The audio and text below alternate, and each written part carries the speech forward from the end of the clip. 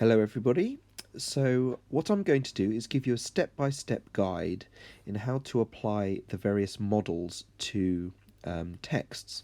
So you're welcome to pause at any time, and I'm just going to go through a couple of models that you've already covered, and the extract you've got in front of you is from Cat in the Rain, which you have a copy of in front of you, hopefully.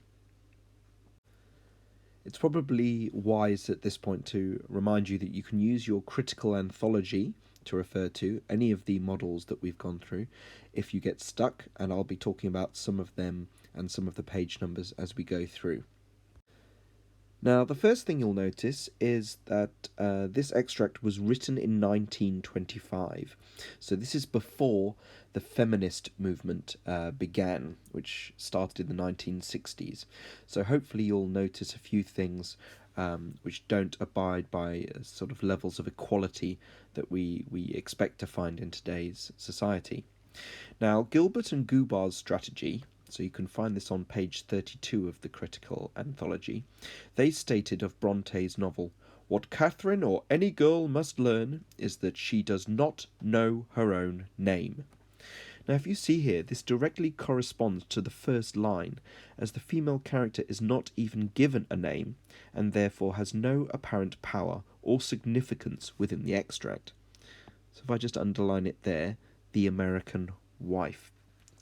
Now, furthermore, this is to an extent objectifying her, with merely being labelled a married woman who is owned by an American man with the term American wife.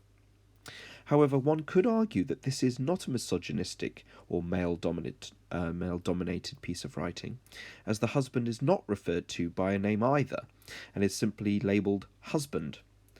Although it is of interest that he is not referred to as an American husband, only husband, and his wife is marked with the nationality. And the reason for this is something for you to think about. Now, if you look towards the bottom of this extract, you're welcome to pause and read, as I said, at any moment, and then go back. It's quite interesting that the gender difference may not fulfil the sort of expectations that you would ordinarily have. So, for example, when it talks about the wife went downstairs and the hotel owner stood up and bowed to her as she passed the office, you could argue that this is quite uncharacteristic of the time, particularly as it is the men who are supposed to have the dominance. However, if you look at his job title, he is in fact the hotel owner, and so you could surmise that if she is a customer, then obviously this gentleman should bow, as I'm highlighting now, bow to her as she passed the office, because obviously she is his superior. Now, in terms of capitalism, obviously if her and her husband are of a very upper class, obviously there will be expectations put upon them both. Now, if you look at the Marxist model, this can be found on page 20 of your critical anthologies.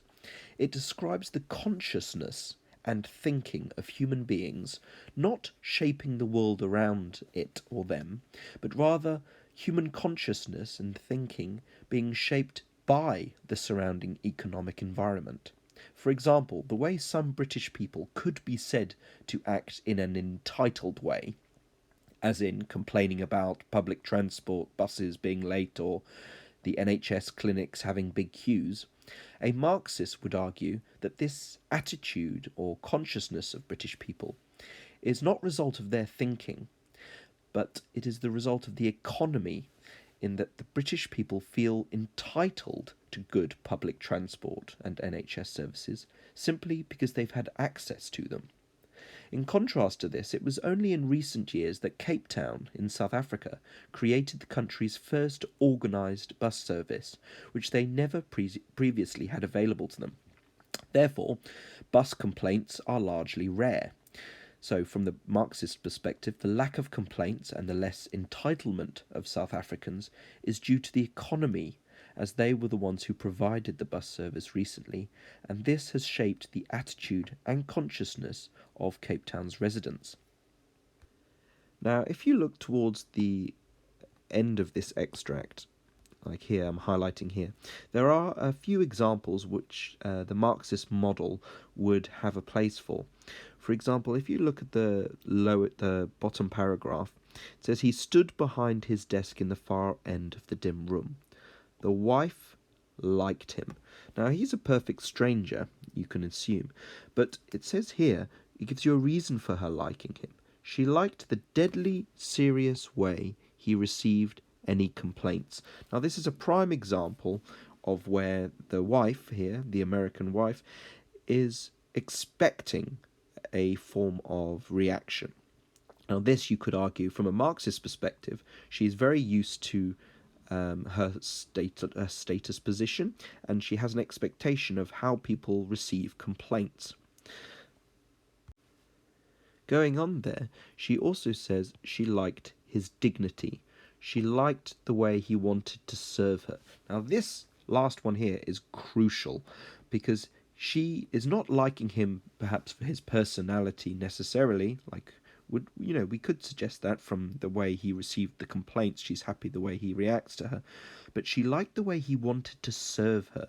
Now, that's very much an expectation, like we were talking about with the NHS and public transport for British people. She likes the fact that he is fitting in with his role, essentially, which has been dictated by the economy. So she likes the way, lastly, in the last sentence, or penultimate sentence, excuse me, she liked the way he felt about being a hotel keeper.